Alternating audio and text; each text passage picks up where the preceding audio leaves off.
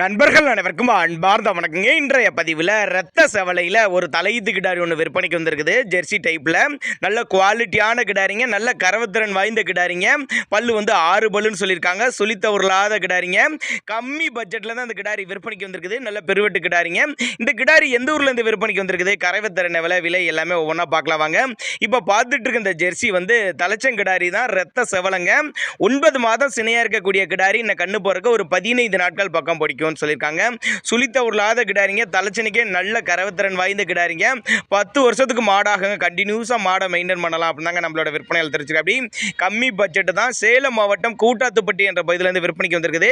டிரான்ஸ்போர்ட்டோட arrange பண்ணி கொடுத்துறேன் அப்படின்னாங்க நம்மளோட விற்பனையில் தெரிஞ்சுக்க. அப்படி மடிசெட்டு பாருங்க, நல்ல ஜம்முன்னு அமைஞ்சிருக்குது.